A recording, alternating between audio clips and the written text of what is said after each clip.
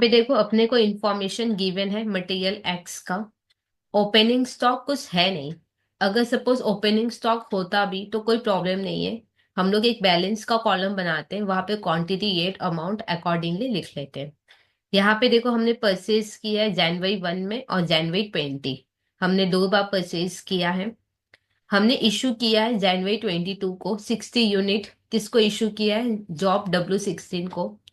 और जनवरी 23 में हमने 60 यूनिट इशू किया है जॉब 12 17 को। ठीक है, ऑलरेडी क्रोनोलॉजिकल ही है तो इसको अरेंज करने का जरूरत नहीं है। Complete receipt and issue. Receipt and issue अपने को कंप्लीट करना है, और फीफो लिफो और वेटेड एवरेज के बेसिस पे। ठीक है, तो ये सम 3 बार होगा।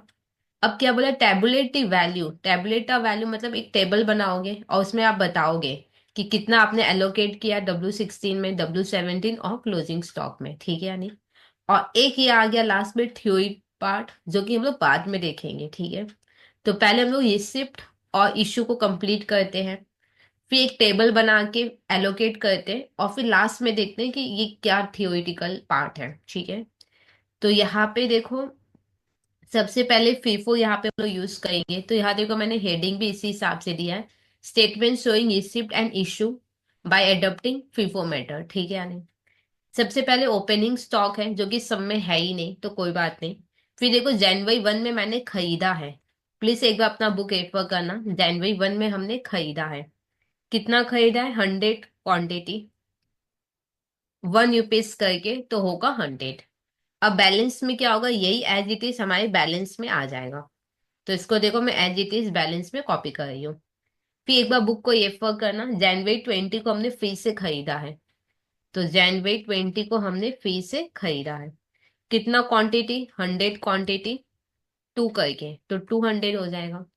अब बैलेंस क्या होगा? जो ऑलरेडी बैलेंस है वो तो होगा ही, प्लस ये, क्योंकि ये मैंने खरीदा है तो ये लॉट भी ऐड हो जाएगा। ठीक है, इसके साथ अब ये भी आ जाएगा। ठीक है, तो अब हमारे पास 2 लॉट हो गया बैलेंस में।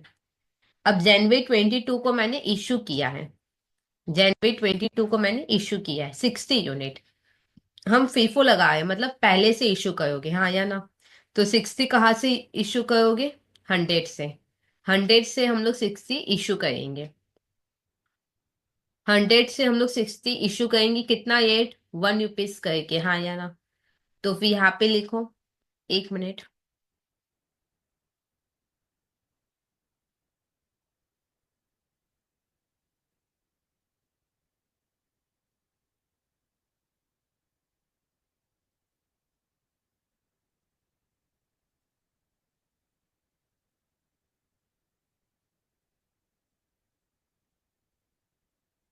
अब यहाँ पे देखो जनवरी 22 में हम लोग 60 यूनिट इश्यू कर रहे हैं। तो यहाँ पे 60 कहाँ से करोगे? फीफो है, तो यहाँ से पहले वाले से 60 इशू करोगे। 60 कितने में करोगे? 1 रुपीज में। तो फिर बैलेंस कितना बचेगा? 100 में से 60 गया तो 41 करके, और यहाँ पे ये पूरा का पूरा 100 तो यही गया, हाँ या ना? तो इधर आ जाएगा 60, 40 और 200। ठीक है, ये आपको एग्जाम में ऐसे माइनस नहीं करना है, ये तो मेरे को समझाना था, बोल के मैंने किया। अब नेक्स्ट देखो जनवरी 23 में हमने फी से इशू किया 60 यूनिट। 60 कहाँ से करोगे? फीफो है।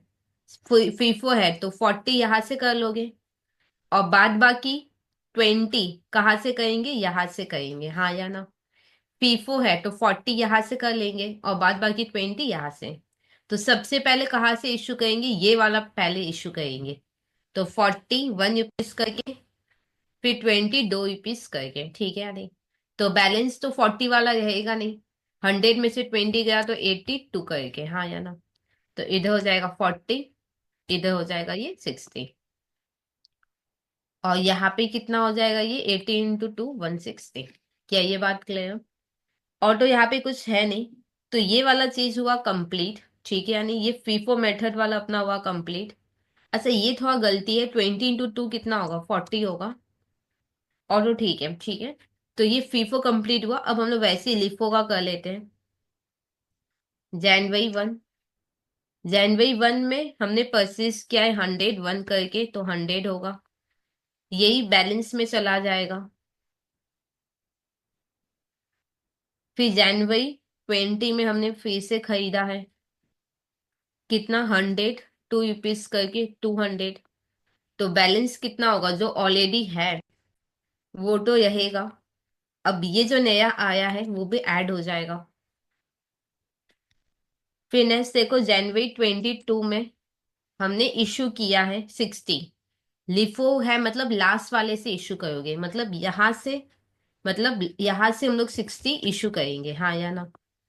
यहां से हम लोग 60 इशू करेंगे, 2 रुपया करके। तो अब बैलेंस कितना बचेगा, 100, ये पूरा तो बच ही जाएगा। इधर 60 इशू कर लिया तो 40 बचेगा, 2 करके।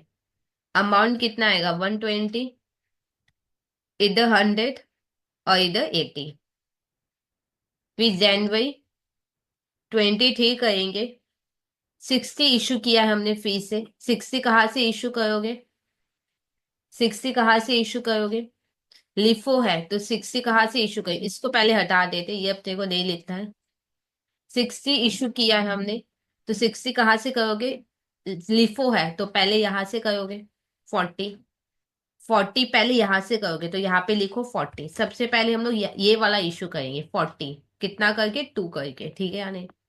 और जो 20 होगा वो कहाँ से करेंगे, यहाँ से करेंगे, ठीक है। और जो नेक्स्ट 20 होगा वो यहाँ से करेंगे। किसी स्टूडेंट्स को ये भी डाउट होता है कि दीदी पहले 21 करके लिखे या 42। सबसे पहले आप दोगे उसको क्या, सबसे पहले आप ये 40 बोलोगे, आप बोलोगे ये लो पहले 40 पकड़ो फिर और 20 देंगे, हाँ या ना। तो सबसे पहले हम ये 40 सामने वाले को देंगे, तो 40, फिर हम लोग 20 देंगे, तो 21 करके। क्या ये बात क्लियर। तो बैलेंस कितना आएगा, 100 में से 20 गया, 80 और 1। क्या ये बात क्लियर। इधर हो जाएगा 80 और इधर होगा 20 और इधर 80 ही रहेगा, ठीक है। और तो कुछ नहीं, कंप्लीट हुआ। अब वेटेड एवरेज में आओ। वेटेड एवरेज देखते हैं कैसे होगा। जनवरी 1 हमने खरीदा है 100 यूनिट, 1 रुपीज करके 100। क्वांटिटी वही सेम हो जाएगा, 100, 1 और 100। फिर जनवरी 20 में हमने फ्री से खरीदा है 100, 2 करके 200। अब वेटेड एवरेज क्या बोलता है कि सबको मिक्स कर लो। वेटेड एवरेज का कॉन्सेप्ट क्या है कि सबको मिक्स कर लो, क्वांटिटी अमाउंट सब मिक्स कर लो, और अकॉर्डिंगली एक मिक्स रेट आएगा, उस पे जो भी होगा वो इश्यू होगा, ठीक है। जैसे मेरे पास ऑलरेडी 100 था और अभी 100 आया, मिक्स कर लो, इनको मिक्स करोगे तो कितना आएगा, 200। अमाउंट भी मिक्स कर लो, 100 और 200 को मिक्स करो तो कितना हो गया, 300। अब इसका निकालो रेट, 300 डिवाइडेड बाई 200 करो तो आएगा 1.50, ठीक है, 1.50। अब अगर मान लो नेक्स्ट इश्यू करना होगा तो किस पे करेंगे, 1.50 पे। वेटेड एवरेज क्या बोल रहा है, सबको मिक्स कर लो, जैसे हमने क्वांटिटी को मिक्स कर लिया, अमाउंट को मिक्स कर लिया। अब एक मिक्स रेट आ गया वहां से। अब जो भी हम लोग इश्यू करेंगे, अगर मान लो कोई और नया लॉट अभी फिलहाल नहीं आया, जैसे इसके बाद ही अपने को नेक्स्ट इश्यू करना है, तो ये मिक्स रेट पे हम लोग इश्यू करेंगे 1.50 में। अब देखो जनवरी 22 में हम लोग इश्यू करेंगे कितना, 60 यूनिट। 60 यूनिट हमको इश्यू करना है, किस पे करोगे, मिक्स रेट, और मिक्स रेट में आया हुआ है 1.50। तो यहाँ पे लिखेंगे 1.50। तो अब कितना बैलेंस बचेगा, कितना बैलेंस बचेगा, 200 में से 60 गया तो 140। और सेम एट होगा, ठीक है या नहीं, जैसे ये एट एन एट हो बाद में बताऊंगी। अच्छा, 60 × 1.5 करो, कितना होगा, 90। अमाउंट कितना होगा, जैसे 200 में से 60 गया तो 140 बचा। वैसे 300 में से 90 गया तो कितना बचेगा, 210। रेट पता है वही सेम आएगा, 1.50। एक बार चेक करो, 210 माइनस 1 डिवाइडेड बाई 140, 1.50। और हमको पता है कि यही रेट होगा, क्यों, क्योंकि जब तक नया लॉट नहीं आएगा तब तक सेम रेट ही चलेगा, ठीक है। ये मैंने पहले भी बताया था वेटेड एवरेज में। जनवरी 23 में हम लोग फिर इशू कर रहे हैं 60 यूनिट, कितने में इशू करेंगे, यही 1.5 वाले में, 1.5 रुपया में अपने लोग इशू करेंगे। तो कितना होगा, वही 90 होगा। अब 140 था, 60 गया, तो 140 से 60 गया तो 80 बचा। अमाउंट कितना होगा, 210 में से 90 गया, कितना होगा 120। येट क्या होगा, येट सेम ही होगा क्योंकि नया लॉट नहीं आया है तो सेम येट ही होगा। एक बार चेक कर सकते हो। या मान लो कभी कभी होता है ना कि जल्दबाजी है तो आप सेम येट लिख सकते हो, सेम ही आएगा। अगर कोई नया लॉट नहीं आया है सब में तो सेम येट ही कंटिन्यू होते रहेगा, ठीक है। तो ये शिफ्ट एंड इश्यू को कंप्लीट करना था जो कि हमने कंप्लीट कर लिया। अब मेरे को एक टेबल बनाना है और वहां पे सारे वैल्यूज को बताने हैं, ठीक है। तो एक होगा पर्टिकुलर्स, फीफो, लीफो, और एक क्या है वेटेड एवरेज।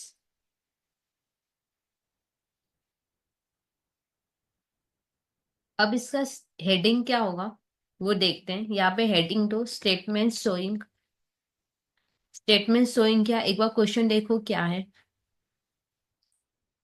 स्टेटमेंट शोइंग, यहाँ पे बोला ना कि एक टेबल बनाना है जिसमें मेरे को ये बताना है कि कितना वैल्यू एलोकेट किया है मैंने। तो स्टेटमेंट शोइंग मटेरियल वैल्यू, किसका कौन सा वैल्यू, मटेरियल का वैल्यू, हाँ या ना। तो statement showing material value allocated to, ये पूरा कॉपी करेंगे, ठीक है या नहीं।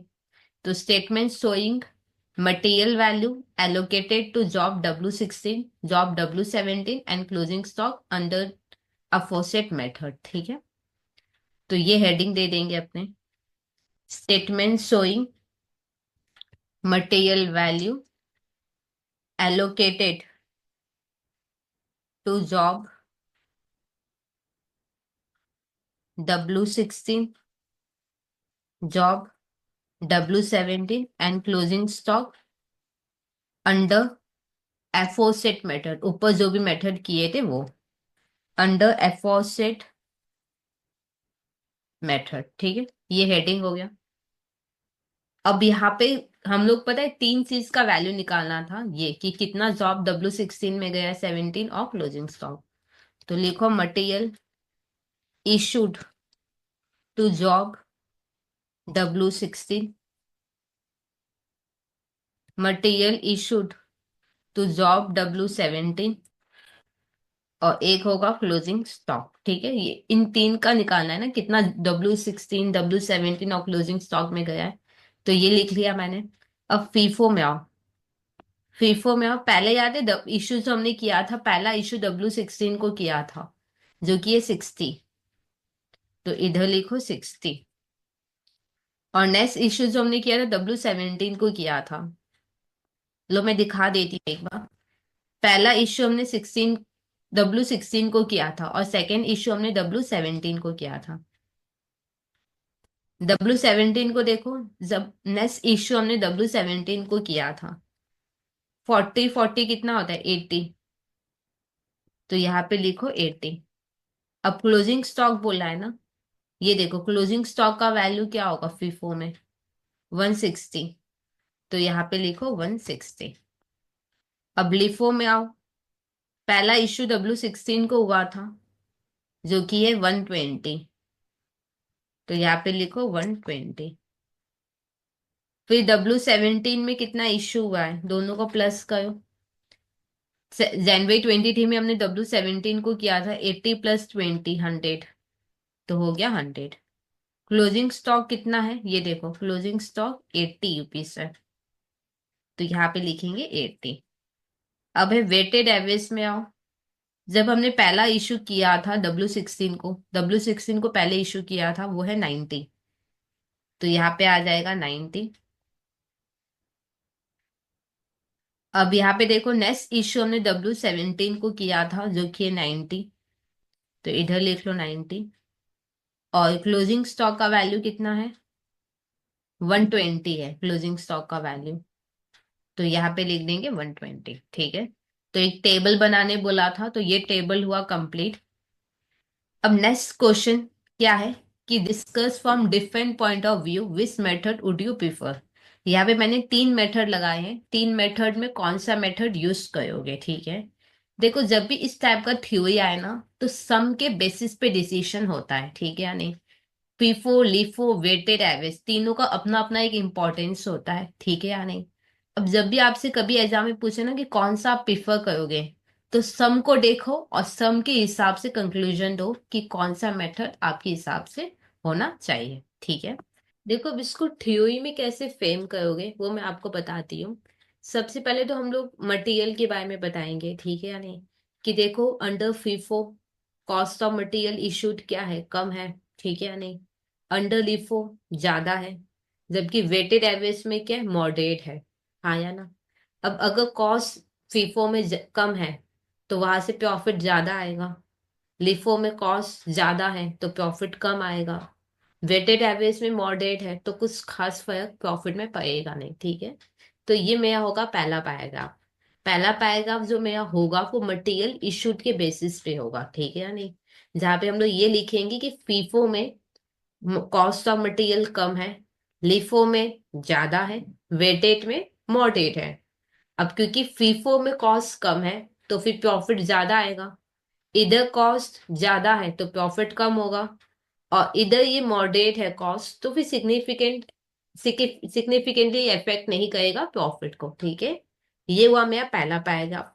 दूसरा पैराग्राफ ये होगा कि क्लोजिंग स्टॉक कहाँ पे ज्यादा है, जैसे क्लोजिंग स्टॉक मैक्सिमम फीफो में है, मिनिमम लिफो में है। इन दोनों में कहीं पे एक एक जगह मैक्सिमम एक जगह मिनिमम, और वेटेड में क्या है, मॉडरेट है, ठीक है। ये हो गया मेरा सेकेंड पैराग्राफ। अब फिर थर्ड पैराग्राफ हम लोग फाइनल बताएंगे कि कौन सा मेथड मेरे को लेना है, ठीक है।